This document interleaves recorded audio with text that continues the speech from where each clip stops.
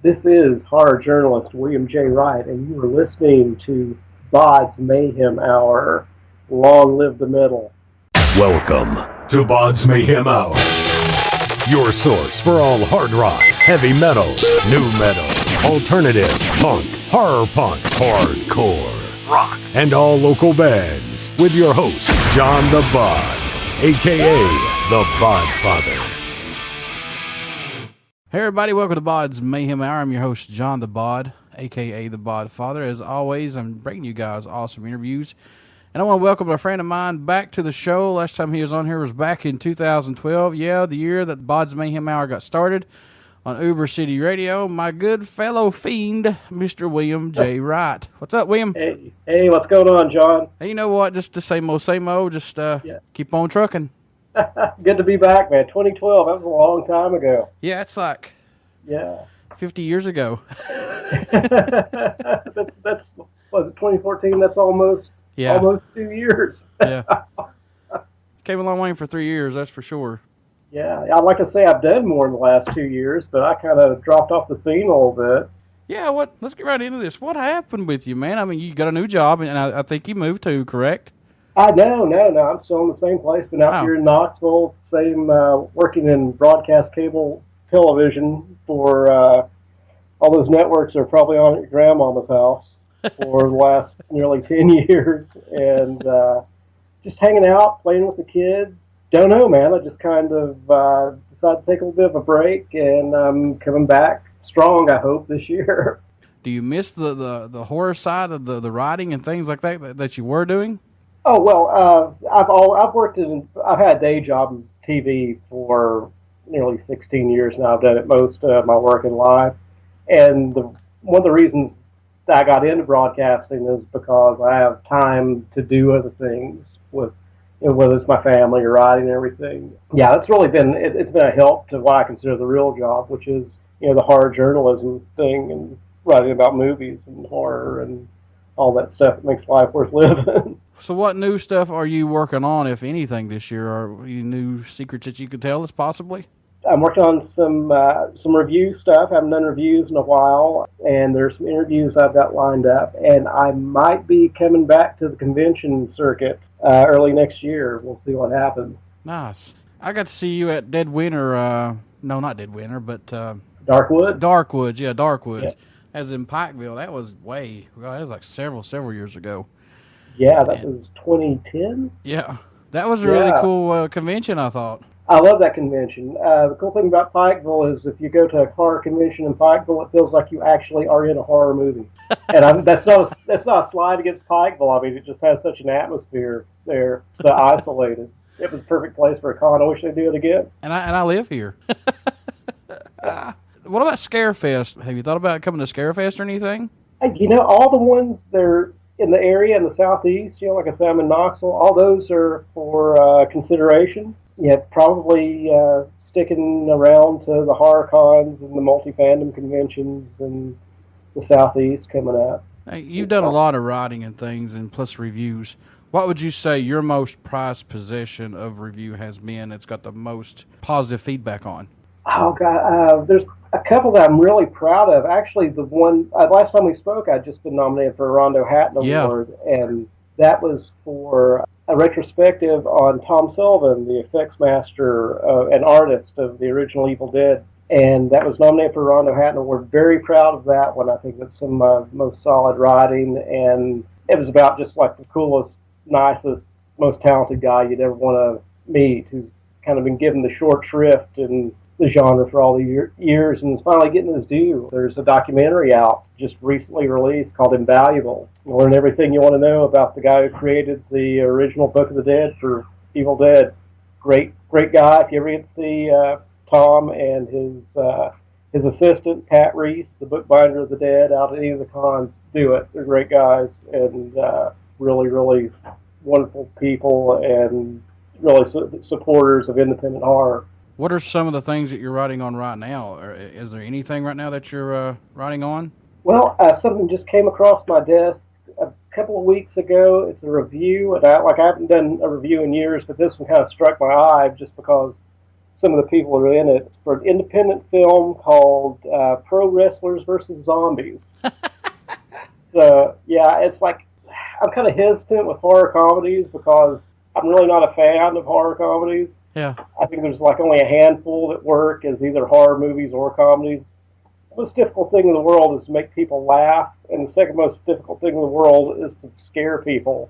So I've never understood why so many filmmakers think they can mash this thing together and have it work. But the cool thing about it is it has Roddy Piper in it, and Hacksaw Jim Duggan's in it. So we'll see. We'll see how it turns out here. I have to watch it here within the next couple of days. I'll write something up, and I'll let you know where it winds up. You know, you've wrote for several magazines. And had your stuff printed in those magazines. Let's talk about that a little bit. Can you talk about who have you wrote for? Sure. I got my start back in, this was 2003, writing for Washington, D.C. goth magazine called The City Morgue. I had a film column there called The Final Cut. And from there, I started writing for Film Threat, which at one time was a magazine, became a very popular website, still around.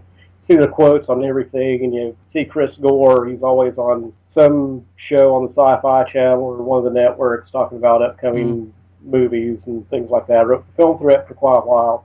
And from there, I started writing for a magazine called Penny Blood that's not around anymore. My first work with them was an interview with Tom Savini, who we all know as the special effects wizard from Dawn of the Dead. He's had a long relationship with George Romero. One of the guys who's responsible for all this zombie stuff that we're inundated with, every minute of every day now. And then somehow I wound up as head writer for Sirens of Cinema, another great magazine, which is also unfortunately no longer around. Sirens will probably come back someday in some form.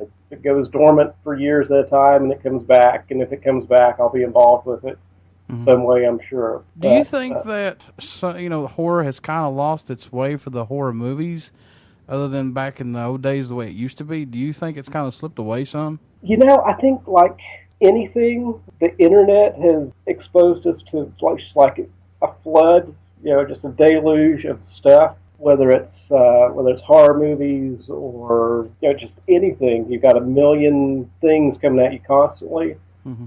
And I've always subscribed to Sturgeon's theorem. Theodore Sturgeon was a writer, science fiction writer, wrote many great stories for Twilight Zone and other things. But he said that 99% of everything is crap. So I think we're more exposed to that 99% now. Yeah. There's good stuff out there, but you have to weed through a whole lot of dreck to get through it these days. I don't like the remakes, but that's just me. A lot of people do, but I don't. Yeah, remakes, I've always taken position on remakes is that there's nothing I can do about it, you know? Right. There's good ones and there's bad ones, and the whole genre has kind of been based on remakes from the beginning. I mean, these are our legends and our myths. You think about those stories, how many times have, those stories been told over and over. A good example, Dr. Jekyll and Mr. Hyde have been made as a film, over 10 times. Really? Before there was sound in film. There were many. And think how many times has Dracula been on film? Yeah, sure. Look at the first Nosferatu. I mean, there was just no sound. It was just words only. That was it. Yeah. Think how many Dracula films has there been? So it's like Freddy and Jason and Leatherface. Those guys are our new monsters. I think we're going to see them come back again and again in many, many forms here on out, just like the classics. Okay, I'm glad you're on here because me and you are horror buffs and we love horror movies. I want your opinion on this. Do you ever think that we'll have another slasher film with another huge serial killer other than the ones that we have today? I don't know. I think the slasher thing has run its course for now. Yeah. I think it kind of hit its peak with the Scream movies, and that's been nearly 20 years ago, looking back on it, 16, 17 years ago. Mm-hmm. I think that's where it hit its peak, where it kind of began to lapse into self-parody, and they were pointing out all the mechanics behind what goes into a slasher film. God, I would like to see it done well. I've never been a huge fan of the slasher subgenre. I kind of keep it to the original Halloween films, the first two Friday the 13th films I like, Nightmare on Elm Street I dig, but other than that, I don't know. The slasher thing just I don't find it particularly scary. I don't know. It's kind of less going more to the paranormal crap side of, yeah. Like Paranormal Activity 8047. Right, which is cool. And of course, if there's one good one, if one's good, a couple of hundred will be awesome, which is never the case. They're making, I think, another Insidious. It's pretty good. Really? I like the first one. Haven't seen the second one. Let's talk about your writing here. Okay. If you could write for any magazine, horror-based or whatever that you like to do, who would it be? Honestly, the people that I write for most now have really been my favorites to work with, just as far as a reputation in writing. Phantom of the Movies, Videoscope, they've been around for a long time. Mm-hmm. You have Joe Kane, the Phantom of the Movies, who's been doing this sort of thing forever, and they really take it seriously in a way that I haven't seen, a magazine take, these things, these weird movies, sci-fi, horror, seriously in so many years. I know everyone wants me to say Fangoria, but I'll level with you. I haven't opened a Fangoria magazine since 2001. Wow. And just the Fangoria that I wanted to write for hasn't been around since 1982 or 83. Yeah. Back until Uncle Bob Martin was running the show. And that's not a slight against Fango. I mean, they don't really represent the kind of thing that I want to do. Have you ever heard of FearNet? I know that I saw that they're getting ready to close out. FearNet, yeah. I'm not sure how big a loss that is. I mean, it sucks that people are going to lose their jobs. I think they had 25 employees and 15 of them are going to get the axe. But yeah, they were owned by three entities: Comcast and Sony and Lionsgate. And Comcast bought out the other shares, and they're folding FearNet programming into Sci-Fi and Chiller.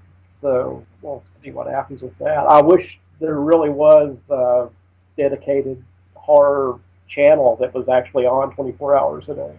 Yeah, I know we got Chiller that's on. I don't know if it's really... I've tried to watch it. Yeah. But it's not a true horror channel, I don't think. Yeah, the material's out there. It's just a matter of getting the rights to stuff, I think. So, and also, like on a lot of things, you see so much reality programming. It's cheap. You don't have to pay anyone for it. You don't have to pay anyone to write it. People are obviously getting paid, but it's just easy, I guess. The thing with FearNet is, like, people are kind of acting like this is a big tragedy, that this, their buddies at this independent thing. No, this was three big companies that owned a thing that they couldn't make a dime off of, and that's what drives everything. So their good programming will get folded into their other networks, and the rest of it will go away. I'm not sure how well they were serving community. I think that their website was probably better than their actual channel. There were some good writers on there. Again, we were talking about Fangoria. I know Tony Timpone was doing quite a bit of work with them in writing capacity, and his stuff's always great. You wrote for some huge magazines, Fangoria, and you wrote for Penny Blood and Stiff and Sirens of Cinema. I mean, you've done a lot of stuff, man. I mean, and plus you've interviewed some of the huge horror actors and also some that was up and coming at the time who became huge horror actors. Sure, yeah. Who's one of your favorite ones that you've got to interview? Just to talk to, or who actually was a good interview for you? Oh God, Sid Haig's always fun. I've interviewed Sid so many times now. Sid's a buddy for a while. Sid would call us out of the blue, let me know what he was doing. He's always a blast to talk to. Just as someone that I respect and admire, Rob Zombie was a lot of fun to interview, because I did that on the set of a film. He was shooting Halloween 2 down in Georgia at the time, and aside from just interviewing him and getting along with him and enjoying my time with him, watching him work was amazing. He's not the kind of guy who sits behind a bank of monitors and directs from across the room. He's in there with his hands in it. I really respect that. Oh, God, who else? Tom Sullivan, that we were talking about before. He's just all-around nice guy, fun to talk to. Robert Englund, Freddy Krueger, is a blast to talk to. He's very what you'd expect. He's of all the people I've ever talked to, I think he's probably the most what you would call Hollywood. You know, he's a fast talker, always has a lot of things going on. Yeah. Yeah, a whole lot of Freddy Krueger in that man too. Some of that wasn't acting, some of that personality is just the way Robert is. Well, that's cool. I mean, the person that you see on TV reflects his actual personality. Yeah. So that's actually really cool. This is how me and William met. We met at Darkwoods, and he had a Danzig and Misfits jacket on, wasn't it? Yes, yeah, that's a real honest-to-God, old-style punk rock jacket. Yeah. That I painted myself. And he was sitting across from me, and he got up, and I was like, I like that jacket. And then we started talking about music and things like that, and that's how we became real good friends. And I'm going to ask you this. Okay. Doyle has got some new music out. You know, he had Gorgeous Frankenstein, plus he's got his band called Doyle. Yes. Have you got to check out any of it yet? I have heard some of it. It is very, very heavy and very what you'd expect from Doyle, you know. A little bit of different direction than Gorgeous Frankenstein stuff, which I didn't like Gorgeous Frankenstein, to be, to level with you there. I thought that it was like, it's almost what we want, you know. Yeah. So what if he took his style of the Doyle tracks he's got right now and added that with the Misfits prior to Graves? Well, I mean, with Graves, but just imagine how that would have worked out, I mean, honestly. I think it'd be great. I mean, I've listened to the Misfits for a long time, and, people there's like a segment of fans that want to knock the Graves era, but I think some of their best stuff. Graves, I think it is too. Especially stuff Graves wrote himself. Yeah.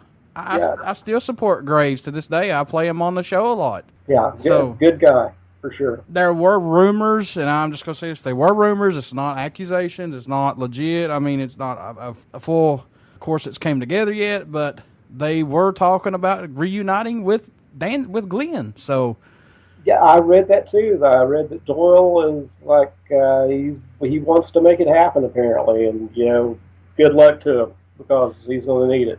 Yeah, I mean, if anybody could bring those two bulls together, Jerry and Glenn, it would be Doyle.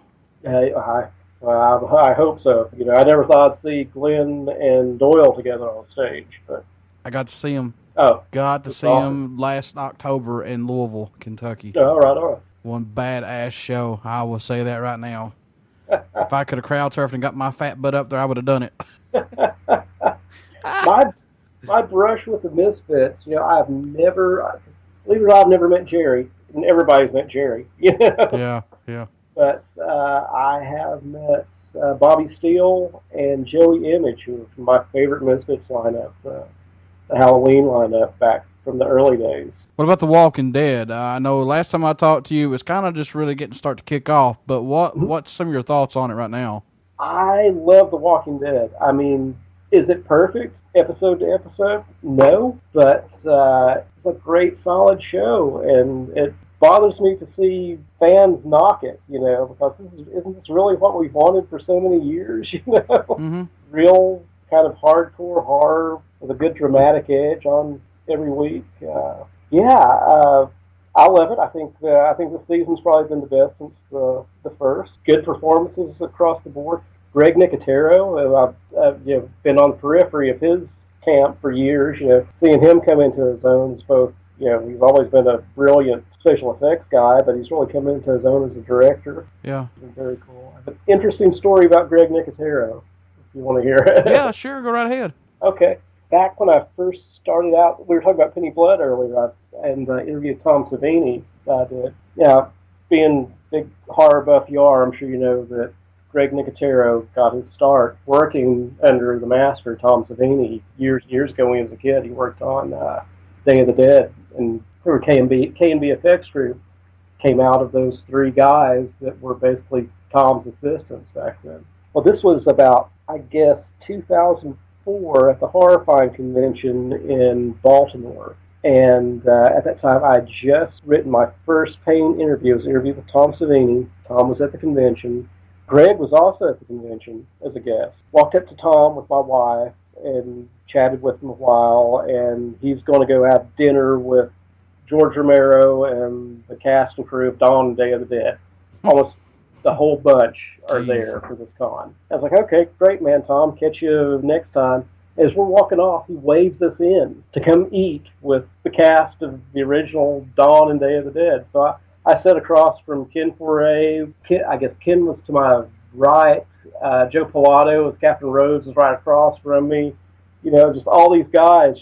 George wasn't there. George knocked off early and went to his room, so I didn't get to eat dinner with George. But sitting there, it's like I'm surrounded by these people from this film.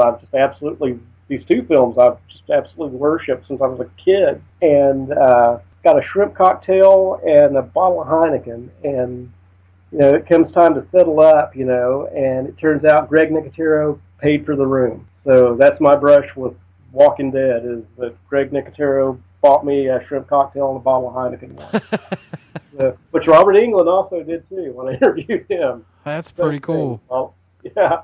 That was my thing for a while. Bottle of Heineken and a shrimp cocktail. That is pretty cool. Icon. The Walking Dead, man, has really just took off on its own. I mean, it seems like, to me, I love it. And I hate when people knock off on it. It's not like the comic book. It's not like, well, who cares? It's the comic book's still there. You can go read it. Exactly. About every month. At least they're keeping the characters in the comic book as they do on TV. I mean, come on, give them that. I mean, it's kind of sort of like the comic book, but I like how they're doing it. I do too.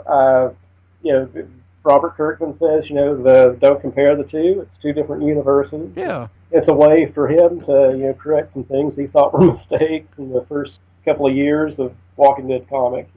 Yeah. Rick still has his hand, for example. The cool part too is no character is safe in The Walking Dead. Yeah. It's like Romero's first three movies, times 10, spread out over, half a year at a time. And I don't understand the complaints either. It's one of the best things that the genre has right now. I can see the writing can be spotty, but like I said, it's a show. Yeah, exactly. Yeah. Where they're at right now, I think it's season 4, the season 4 finale. Yeah. I know you've watched it, but yeah. When it got to Terminus and they had the clothes on that Glenn had, and plus Maggie and the Wright suit, I said, "Oh no, tell me that they all didn't get killed off." Yeah. And as always, blaze of glory, guns firing, everything. Yeah, where's Beth? Yeah, it was really cool. And I noticed, I wonder if anybody actually paid any attention to at the end where Rick and all of them were running, and you hear a girl scream for help. Yeah. It's Beth. Yeah. Maybe, Well, yeah, then you see like all the spines and the ribs and the bones in that one scene. They're running by the fence, and oh man, Terminus is a bad deal. Yeah, wake me up when it's October, man. I'm a fan. I get in there and bitch and complain about it like everyone else, but it's one of the best things that horror's got going right now. And it's really cool. There's this real renaissance of horror on television. I mean, you have Walking Dead, the American Horror Story. That series just gets more and more nuts every year. Yeah. I'm glad you mentioned that. American Horror Story is awesome, but this year I couldn't get into The Covenant for some reason. Really, I think this was the weakest season, honestly. I think this felt more like they were setting up a regular series about witches. I think it could have ran for seasons and seasons. It wasn't scary this year. No. That's flat out. It wasn't frightening. It wasn't overly disturbing this year. Yeah. I mean, I watched the first 2 shows and episodes. I wasn't really all that impressed. I hated the first episode. Hated it. Yeah. And then just gave it another shot and got really wrapped up in it by the end. But it just wasn't like the Asylum series was my favorite. Yes. I like the first 2. You got the American Horror Story, and then you've got the Asylum, which I used to paranormal investigate. So of course I'm going to love that one. Yeah. But now this one, nah, I'm not too fond of this one at all. They seem to play, for all the stuff that was in it, I mean, there's some controversial stuff in there, obviously. Mm-hmm. They seem to play it a little safe on this one. It's like Asylum, where it's like, we don't know if we're going to get renewed, so we're going to throw everything in the kitchen sink at the damn thing. And I wish shows would do that. Yeah. throw it all in there, man. Go all out for it. I mean, you're paying all that money for it anyway, so why not? Yeah. But yeah, real revival of horror and television. I think that's a big thing. Yeah, and right here, we're on radio right now. Something interesting that's going on there, is like horror podcasting. Oh, yeah. And not just, like interview and review shows, but like dramatic type stuff, like the old style radio program things. A friend named John Alphadeck, who has a show called Suspense, and he's doing like the whole sort of 1930s radio horror program, and it's just brilliant. I mean, it's something that is awesome. I want to check that out, man. Oh yeah, Blue Hours Productions. If you go on my Facebook, we're linked up there. Okay, I'll check that out. Are you listening to Welcome to Night Vale? Do what? Are you listening to Welcome to Night Vale? No, I've not even heard of that. No. Oh, that's another weird one. That one's like become very popular, but it's like a mock radio broadcast from a small town out in the middle of nowhere where all this bizarre stuff goes on. That is awesome. It can be very, very disturbing. Sometimes it's hilarious. It's a good show. You're going to have to send me the links. I have to check those out. Oh, absolutely. That is for sure. I like that, man. Online radio to me is awesome. This is where it's at. When you want to do something, bring it to online radio, because I think everything now is going to be online radio. Yeah. You see a lot of radio stations shying away from acoustic sets and things like that. I don't know what the hell is going on with actual national radio, because it seems like it's going away, but it's not. Everything's more tuned with the online now with it. Right. Everything. I mean, terrestrial broadcasting is quickly becoming a thing of the past. I mean, I read an article today that, the life of cable television is incredibly limited. Yeah, I saw that. Was that about the Comcast deal where they're saying that everything now is going online, your favorite TV shows and everything? Yeah, I mean, look at Netflix. Yeah, Netflix is the best example. Yeah. When Orange is the New Black, which is not exactly a horror show, even though there's some horrible things that happen on there. When you have a show that's made for a streaming service that gets nominated for an Emmy, people things probably are about to change in a big way. Yeah. I mean, it's the world we grew up in is going away. My kids will never know television the way I did, for sure. People may disagree with me when I say this, but I think it's the honest to God truth. I think that these national bands, especially like the ones I've had on here, eventually it's going to get to the point where they're going to be fighting with locals to get airplay just on a regular online radio show. Oh yeah, I mean, it's the internet's allowed like every sub-genre, every tiny little pocket. I mean, every little fetish you can imagine. Mm-hmm. If you're into it, there's a community out there for it. And you can ignore everything else if you want to. I mean, you don't have to listen to Top 40 radio. There's a lot of cool bands out there that no one's ever heard of. Seek them out and listen to them, buy their stuff, see the shows. And the cool part, you can get like Pandora and things like that, and you can weed out like the crap that you don't want to listen to. You can just listen to hard metal only. Yeah. And that's it. For sure. So yeah, I'm definitely loving the podcast deals. I'm definitely loving the online. The thing that, specifically with horror movies and independent horror, which is a lot of my career is kind of revolved around the periphery of, is it just doesn't seem like the cream is rising to the top in this particular genre in the horror. A whole lot of trauma clones, a whole lot of bad horror comedy. I'm waiting for that one breakout filmmaker to like show me another Exorcist or another Night of the Living Dead. I'll see some guy do it with $5 and and an iPhone and just make the best horror film ever. I've always said cheesier the better. I loved Redneck Zombies when it came out. Oh, God, yeah. Yeah, that was a perennial rental when I was a kid. I saw all that stuff. My mom managed a video store at the time, so I've had the horror section of Movie Land in Johnson City, Tennessee, pretty much memorized by the time I was 17. Redneck Zombies is awesome, everybody. It's a B horror cheesy movie, as I call it. If you get a chance, rent this movie, or hell, just go out on Netflix and see if you can find it. But look out for it's the awesome. Tobacco Man. The cool part about it is that toxic waste gets into their moonshine, and it's just cool. Something that would probably happen here in Eastern Kentucky. Yeah. I think that was the first Troma film that Troma just strictly released. It wasn't made in-house. I think that was like one of the first ones that they bought from someone and then released. Yeah, that's also one of the very first that was shot on video and widely released. Any new movies that you like that's out right now? Oh God, the only thing that I'm really excited about is Phantasm Ravager. The fifth Phantasm film's coming out, and you got to hand it to Don Coscarelli because people have been clamoring for another Phantasm movie for years now. It's just, Reggie Master gets hounded at every convention, when you do another Phantasm. And for the last 2 years, they have shot this thing in total secrecy and then just unleashed a trailer out of the blue last month. And get on YouTube or any of the horror sites and watch this trailer for Phantasm Ravager. This is the trailer looks great. The film will be, no doubt, what Don Coscarelli has delivered to us over and over with the Phantasm franchise. And he's continuing one story. It's not a remake. It's not a sequel. It's just more of Reggie and the Tall Man and this unraveling of this mystery, trans-dimensional midgets and all that great stuff. I'm excited about it. I have good feeling about it from the trailer, and it's something I've been wanting to see for years. When I first seen it come out, when I first seen it post on Facebook, I said, "What? Yeah, Phantasm? exactly. There's another Phantasm, really?" Yeah, no one said a word. It's like my job to know about this stuff that's coming out. Not a peep out of anyone if this thing was being done.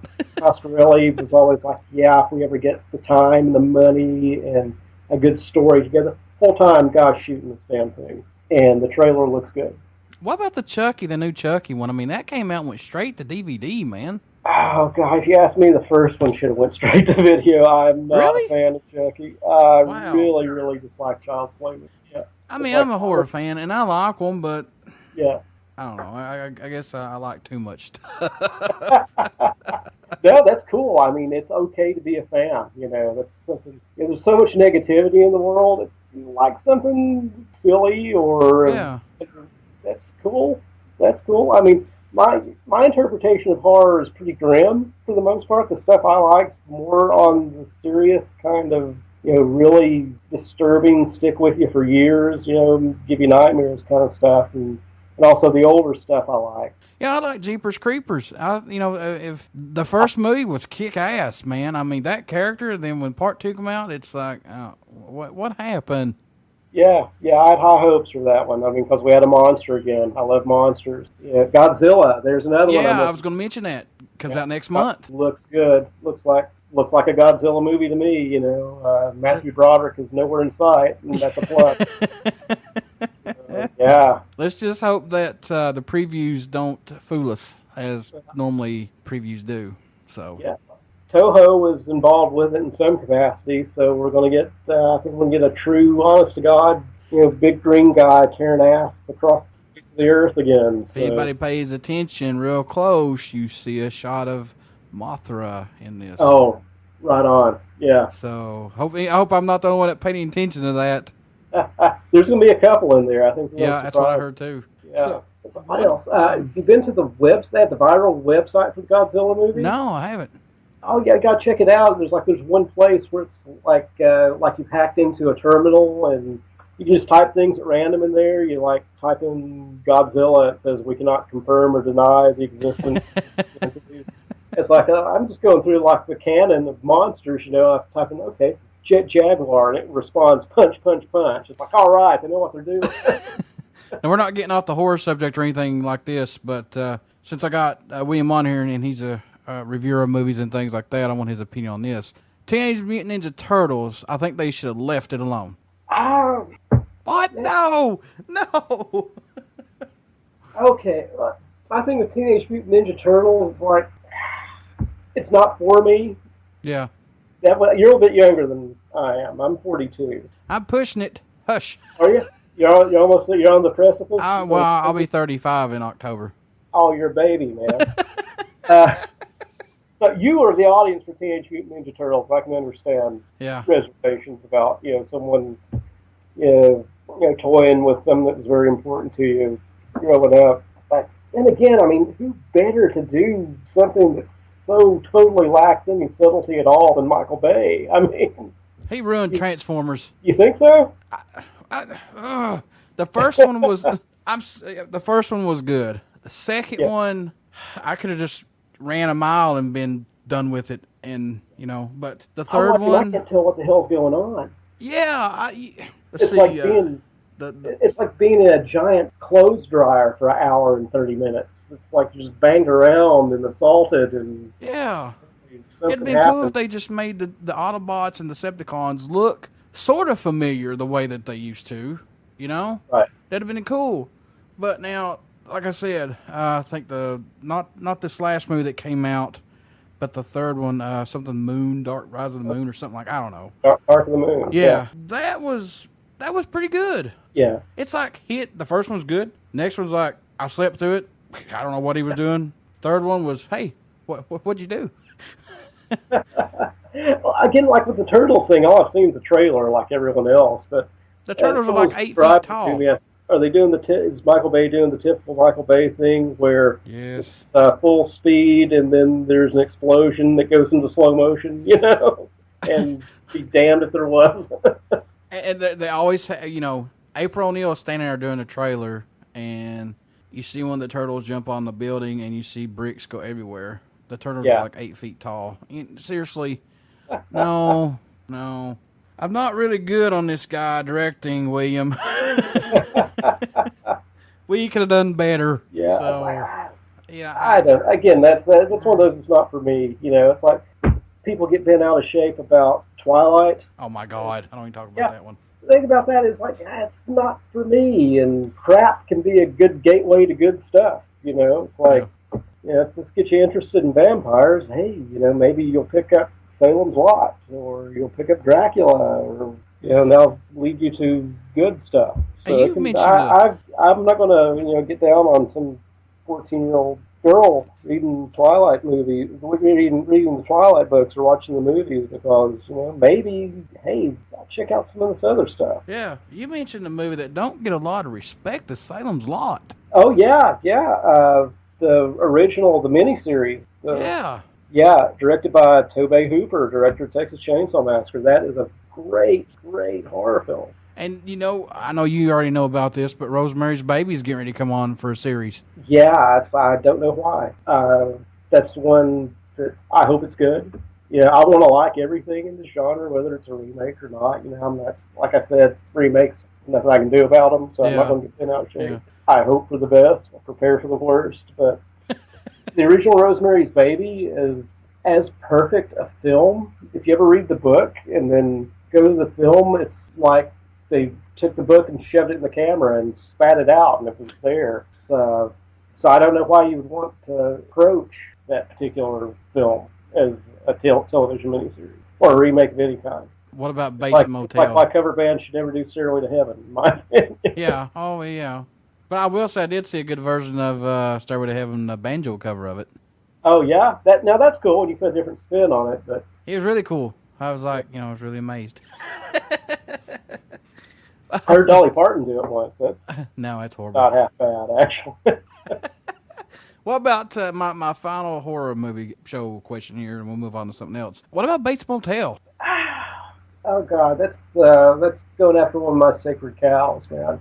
Yeah. The original Psycho is just another one of those that's as perfect as a film can get. And I made it through about 3 episodes of Bates Motel. It's like, this isn't for me. Yeah.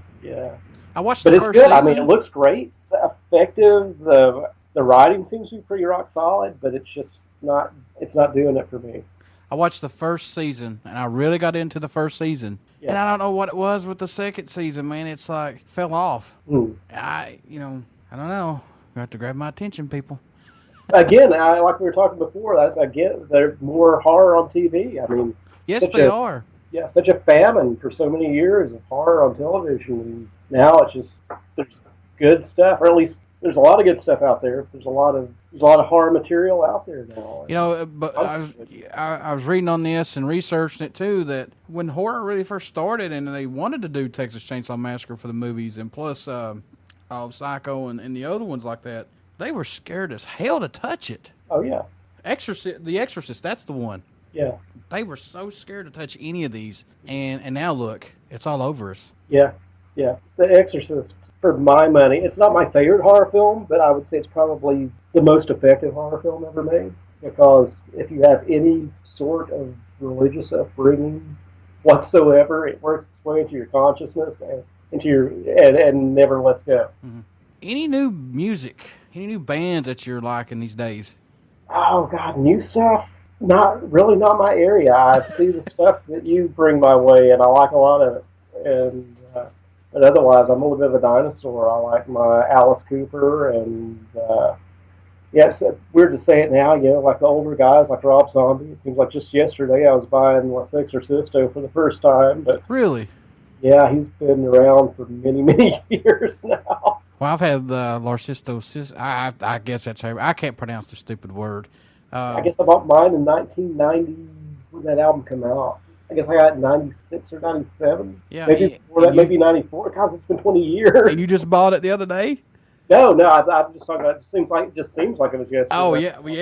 I mean, a few artists, But there's a lot of albums that I've got, like Metallica's. I think it was Master of Puppets. That was 20 years. I bought Master of Puppets the year it came out on cassette. No, that was Kill 'Em All. That was 20 years. And then let's see what Pantera's Far Beyond Driven when it came out. I think the other day it was like 15 years. I'm thinking, I got that CD. Yeah. Master of Puppets is a good example. Let's see. I bought Master of Puppets on cassette in 1989, maybe before that. And everyone thought, what the hell are you listening to? Crap. And in 6 months everyone had it. Yeah. And I'd moved on to something else. But I try to bring new bands on the show and get their music out there and try to play it as, not like every show, but every other show. Yeah, that's great. I hope I'm doing justice for these guys and putting them out there, Yeah, it doesn't cost a thing to support an artist. Yeah. Go do it. Go see a show, get the word out. It's there's a whole lot of negativity in the world. Yes, they are. Yeah, and we could do with a lot less of it. So this is my advice. This is my advice to people. If you don't like something, change it up. If you don't like something, don't watch it. Don't listen to it. Don't be around it. Yeah. If you're not happy for somebody else and you want to do something that you're happy with, get off your ass and go do it. Right. That's my problem with. I'm not going to say all of horror fandom. Like all the fans are this way. I'm convinced it's just a very vocal minority. It's like the drunk asshole at the party. Yeah. I mean, I get knocked for doing a radio show, but you know what? I'm happy with it. I don't have to answer to nobody. Yeah. I like doing this, and I love it. I love music. I eat, breathe, sleep music, and I love horror movies. So. And you've done a great job with it, man. I'm very, very impressed with what you put together here, man. Thanks, William. I appreciate that, man. It's I'm just bowled over by the people you've gotten on here, and it's an honor for me for you to ask me back after some of the people you've had on here. It's like, God, you're slumming now if you want me back here. I take care of people who helps out and promotes the show and things like that, and I just want to be a voice for the horror music scene and for any band that's local or anybody that needs help. I don't mind a bit to do what I can for them. Right on, man. Even though it's not much, but I'm here. I just hope people know that I'm an outlet for them if they need me. Yeah, well, you're obviously making a difference, and people got to be paying attention to you. I mean, I hope so. Yeah, look at the people you've had on here. Nothing else. You're creating some awesome memories, man. Not everybody does what you do. Not everyone does what I do. And William William will agree with me when I say this. What he does and I do, it's just not handed to us. We have to work our asses off to do this. That's what keeps people from doing stuff. It's easier to not do it. It's easier to talk about it. Yeah. It's easier to want to do it. I mean, William has to put his contact out there to say, hey, look, I'm interested in doing an interview with you. He may not get it right off the bat. He may have to keep running to get it. That's the same way with me. You have to be dedicated and getting after these people because you're not going to get replied back in one email. Trust me. Yeah, it's a job. And I do this for fun, and I love it. So yeah, it's incredibly rewarding, but don't be fooled. It is work. It's always good to have you on here, man. Thank you. Always an honor to have you on here, and you're always welcome back on here, like I said. It's my pleasure, man. I'm like I said, I just got home, and I hope I've made sense tonight. Hey, you know, I haven't even got into my beer yet. How can people get a hold of you or keep in touch with you to look at your reviews previously, and how can they do that? Well, like everyone else on the planet, I'm available on Facebook. The email, I have a blog that never updates. But yeah, Facebook's the place to find me. I'm sure you can get a link up there. Email wm.j.wright@gmail.com, and I'm out there. If you summon me, I will arrive. William, before I let you go, will you care to do a promo for the show? Oh, yeah, let's do it. This is horror journalist William J. Wright, and you are listening to BODS Mayhem Hour. Long live the metal. There you go. Everybody stick around. We got some music coming up, and you only hear these interviews right here on BODS Mayhem Hour and Uber City Radio. Rock out, everybody. Thanks, William. Thank you.